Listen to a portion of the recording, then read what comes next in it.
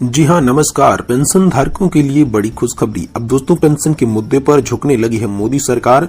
चुनावों को देखते हुए जी हां, पेंशन के मुद्दे पर आप सभी के लिए बहुत ही बड़ी खबरें निकलकर सामने आ चुकी है। जी हां दोस्तों, आज की इस वीडियो में पेंशन से जुड़ी 5 बड़ी खबरों के बारे में बात करेंगे, जिसमें दोस्तों कर्मचारियों के लिए एक बड़ी खुशखबरी है। पुरानी पेंशन को किया जाएगा पुनः से स्थापित और सभी कर्मचारियों को 30,000 रुपए तक मिलेगी पुरानी पेंशन। जी हां दोस्तों, सबको मिलेगा पूरा पुरानी पेंशन का पैसा।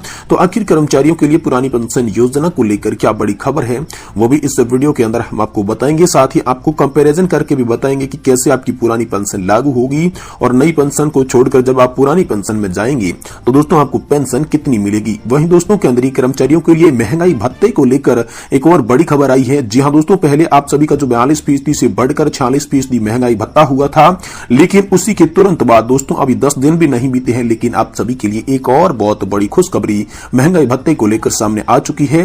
केंद्रीय कर्मचारियों का महंगाई भत्ता 50% सैलरी और पेंशन में होगी बम्पर बढ़ोतरी। तो दोस्तों आप सभी की सैलरी और पेंशन में कैसे बम्पर बढ़ोतरी देखी जाएगी और कैसे बम्पर बढ़ोतरी होगी, इसके बारे में भी आज की इस वीडियो के अंदर हम तमाम रूप से पूरी विशेष जानकारी आप सभी को देने वाले हैं। साथ ही साथ पेंशन धारकों को एक शानदार तोहफा, जिसमें दोस्तों आप सभी के लिए मेडिकल अलाउंस को लेकर मिलेगा आप सभी को बड़ा लाभ। तो दोस्तों आखिरकार मेडिकल अलाउंस को लेकर आप सभी के लिए क्या बड़ी खुशखबरी निकल कर आई है, हम सभी को क्या बड़ा लाभ मेडिकल अलाउंस को लेकर दिया जाएगा, इसके बारे में भी दोस्तों आज इस वीडियो के अंदर संपूर्ण रूप से बात करेंगे। साथ ही दोस्तों कर्मचारियों के लिए 18 माह से अटका पड़ा डीए को लेकर बहुत ही बड़ी खुशखबरी निकलकर आ चुकी है। जानिए आपको कब मिलेगा 18 माह के बकाया डीए एरियर का पैसा, इसको लेकर भी दोस्तों बात करेंगे, जिसके लिए दोस्तों 34,402 करोड़ रुपए यहां पर जो सरकार ने बचा लिए थे, रोक के रखे थे, आखिरकार 34,402 करोड़ रुपए आपके खातों में कब से ट्रांसफर किए जाएंगे, इसको लेकर भी बड़ी खबर सामने आई है। तो दोस्तों इन्हीं खबरों के बारे में आज विस्तार से जानकारी आपको देंगे इस वीडियो के अंदर।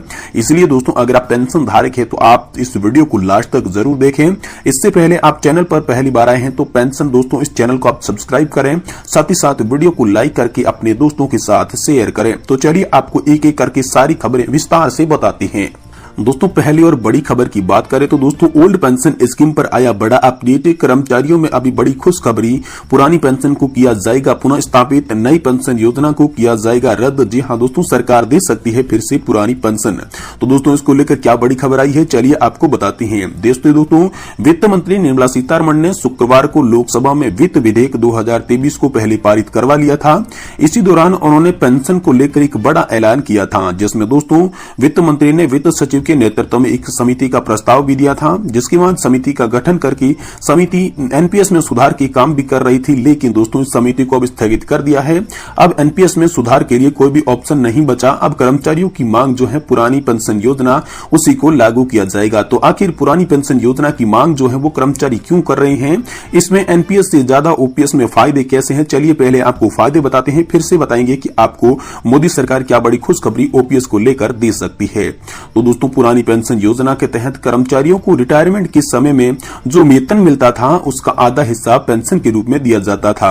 साथ ही साथ यदि कर्मचारी को सेवानिवृत्ति के बाद मृत्यु हो जाती तो दोस्तों ओपीएस में तो पुरानी पेंशन योजना के तहत कर्मचारी के परिवार के सदस्यों को पेंशन की राशि प्रदान कर दी जाती थी। साथ ही दोस्तों इस योजना के तहत पेंशन देने के लिए कर्मचारी को वेतन से कोई भी कटौती नहीं करवानी पड़ती थी। और पुरानी पेंशन योजना में कर्मचारी को सेवानिवृत्ति के बाद चिकित्सा भत्ता भी दिया जाता, मेडिकल बिल की भी सुविधा यहां पर पेंशन धारक को प्रदान कराई जाती थी। तो दोस्तों इसी को लेकर जो थी वो कर्मचारी लगातार मांग कर रहे थे, क्योंकि यहां पर इसी को लेकर ये सुविधाएं मिल रही थी ओपीएस के अंदर, जो कि एनपीएस के अंदर बिल्कुल भी नहीं मिलती है। तो इसी को लेकर मांग कर रहे थे। तो दोस्तों ये वो मांग थी, लेकिन अब हम बात करते हैं कि ओपीएस में ऐसा क्या था जो कि एनपीएस के अंदर नहीं है, और एनपीएस के अंदर ऐसा क्या है जिससे कर्मचारी ओपीएस की मांग कर रहे हैं। तो दोस्तों पुरानी पेंशन योजना यानी कि ओपीएस में पेंशन के लिए वेतन से कोई भी कटौती नहीं करवानी पड़ती थी, लेकिन एनपीएस में कर्मचारी के वेतन का 10% यानी कि आपका जो बेसिक है, साथ ही जो आपका डीए है उसका 10% काटा जाता है। साथ ही दोस्तों पुरानी पेंशन योजना में जीपीएफ यानी कि जनरल प्रोविडेंट फंड की सुविधा है, लेकिन दोस्तों एनपीएस में सामान्य भविष्य निधि यानी कि जीपीएफ की सुविधा यहां पर नहीं है। वहीं दोस्तों पुरानी पेंशन यानी कि ओपीएस में गारंटीड रिटर्न्स वाली पेंशन योजना है, इसका भुगतान सरकारी खजाने से किया जाता था, लेकिन नई पेंशन योजना शेयर बाजार के भरोसे है, अन्य निवेशकों पर आधारित है, जिसके कारण उतार चढ़ाव के आधार पर रिटर्न्स का भुगतान किया जाता है, यानी कि इसमें कोई फिक्स पेंशन का भुगतान नहीं किया जाता। वहीं दोस्तों पुरानी पेंशन योजना में रिटायरमेंट के समय अंतिम वेतन का 50% तक निश्चित रूप से पेंशन मिलती, लेकिन एनपीएस के अंदर रिटायरमेंट के समय कोई भी निश्चित पेंशन यहां पर नहीं मिलती है। साथ ही दोस्तों यहां पर इसके निवेश में अलग अलग यहां पर फायदे और रिटर्न्स मिलते थे। दोस्तों पुरानी पेंशन योजना में 6 महीने के बाद मिलने वाला महंगाई भत्ता डीए भी लागू होता और महीने के बाद मिलने वाला महंगाई भत्ता एनपीएस में लागू नहीं होता है। जी हां दोस्तों, साथ ही दोस्तों ओपीएस में सेवा के दौरान मृत्यु होने पर परिवार को पेंशन देने का प्रावधान था, लेकिन एनपीएस की सेवा के दौरान यहां पर जो मृत्यु हो जाती है तो परिवार को है वो पेंशन थोड़ी बहुत दी जाती है, लेकिन योजना में जो जमा किया गया पैसा है उसे सरकार यहां पर जब्त कर लेती है। साथ ही साथ ओपीएस में रिटायरमेंट के समय पेंशन पाने वाले जीपीएस से कोई भी निवेश करने की जरूरत नहीं होती थी, लेकिन एनपीएस में रिटायरमेंट के पैसे के साथ साथ यहां पर 40% का जो फंड है वो दोस्तों एनपीएस फंड में निवेश करना अनिवार्य हो गया है। साथ ही ओपीएस में 40% पेंशन कम्युनिटी का प्रावधान है, दोस्तों एनपीएस में यह प्रावधान नहीं है।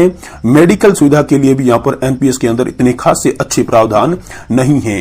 तो दोस्तों इसीलिए यहां पर कर्मचारी ओपीएस की मांग कर रहे थे। अब सरकार भी ओपीएस के मुद्दे पर यहां पर सरल स्वभाव दिखा रही है। साथ ही दोस्तों दूसरी बड़ी खबर की बात करें तो केंद्रीय कर्मचारियों का महंगाई भत्ता 50%, सैलरी और पेंशन में होगी इतनी बढ़ोतरी। तो देखो आखिरकार आप सभी के लिए क्या बड़ी खबर है, चलिए आपको बताते हैं। देखिए दोस्तों केंद्रीय कर्मचारियों के लिए एक गुड न्यूज सामने आई है। दरअसल सरकारी कर्मचारियों को नए साल से पहले तोहफा देने जा रही है। केंद्र सरकार के कर्मचारियों और पेंशनर्स को महंगाई भत्ते और महंगाई राहत में बढ़ोतरी की उम्मीद है। दोस्तों केंद्र सरकार अपने कर्मचारियों को नए साल पे तोहफा देने जा रही है, क्योंकि सरकार साल में 2 बार जनवरी और जुलाई के दौरान डीए में इजाफा करती है। सरकारी एआईसीपीआई आंकड़ों के मुताबिक 7वें वेतन आयोग के तहत केंद्रीय कर्मचारियों के महंगाई भत्ते में इजाफा करती है। इस कारण कई बार कर्मचारियों का डीए 3% तो कई बार 4% बढ़ता है। तो दोस्तों 4% डीए बढ़ा तो कितना होगा आपका महंगाई भत्ता। देखिए दोस्तों केंद्रीय कर्मचारियों के महंगाई भत्ते के साथ ही सरकारी पेंशनर्स के महंगाई राहत में इजाफा की जाती है और डीए और डीआर में यह बढ़ोतरी सीधे कर्मचारियों की सैलरी और पेंशनर्स की मंथली पेंशन को प्रभावित करती है। फिलहाल दोस्तों 7वें वेतन आयोग के तहत कर्मचारियों को और पेंशन धारकों को 46% डीए और डीआर दिया जा रहा है। अगर सरकार महंगाई भत्ते में 4% बढ़ोतरी करती है तो यह 40% से बढ़कर 50% हो जाएगा और इस हिसाब से अगर देखा जाए तो कर्मचारी की बेसिक सैलरी भी बढ़ जाएगी।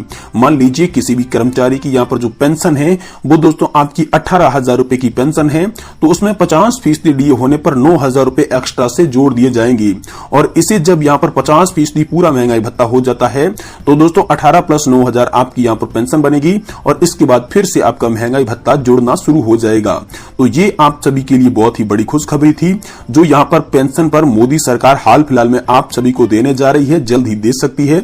ऐसा ऐलान धीरे धीरे आप सभी के लिए होने वाला है, सामने निकल कर आ रहा है, क्योंकि बहुत ही बड़ा अपडेट है ये आप सभी के लिए महंगाई भत्ते को लेकर, साथ ही साथ आप सभी की ओपीएस की डिमांड को लेकर।